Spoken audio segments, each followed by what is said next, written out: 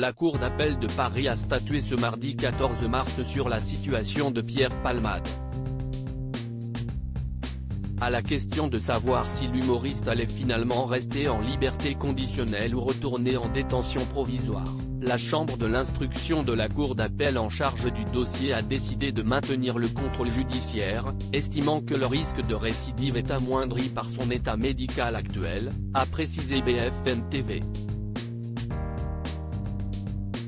L'intéressé va toutefois devoir respecter plusieurs conditions.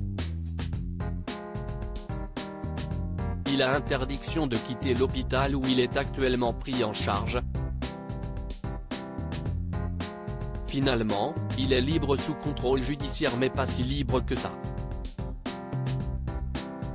D'abord placé en garde à vue, Pierre Palmade a été mis en examen pour homicide et blessures involontaires par conducteur ayant fait usage de produits stupéfiants en état de récidive légale à la suite de la consommation de stupéfiants de l'humoriste et de la collision tragique qu'il a provoquée le 10 février dernier. Il a été placé en liberté conditionnelle avec un bracelet électronique, puis transféré en détention provisoire le 27 février dernier en étant sous écrou dans sa chambre d'hôpital de la région parisienne. Mais après l'avis des médecins, qui ont jugé son état de santé incompatible avec une détention, l'humoriste ayant été victime d'un AVC 2 semaines après son accident, la juge d'instruction du tribunal de Melun a finalement décidé d'accéder ce lundi 6 mars à une requête de remise en liberté conditionnelle de l'artiste, ce à quoi le parquet de Melun a immédiatement fait appel avec un référé détention, ayant pour effet de suspendre sa sortie. La Cour d'appel de Paris avait alors décidé le lendemain, mardi 7 mars, de ne pas appliquer cette suspension et était censée statuer sur cette décision finale ce vendredi 10 mars, avant de finalement reporter. Pierre Palmade, Muriel Robin, Michel Larocque, Véronique Sanson. Les femmes de sa vie. Pierre Palmade est-il prêt à aller en prison ?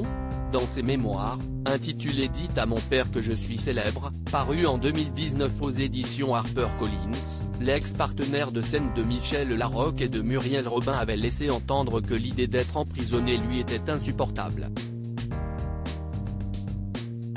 Déjà mêlé à une affaire judiciaire à la suite de sa consommation de stupéfiants dans les années 1990, Pierre Palmade avait écrit « Le procureur se lève dans un grand silence et commence son réquisitoire.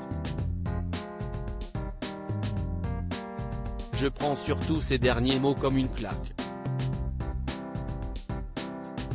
Et pour toutes ces raisons, je demande 10 000 francs d'amende et 4 mois de prison avec sursis. » Pardon ? De la prison avec sursis pour consommation de cocaïne ? J'envisage immédiatement le suicide.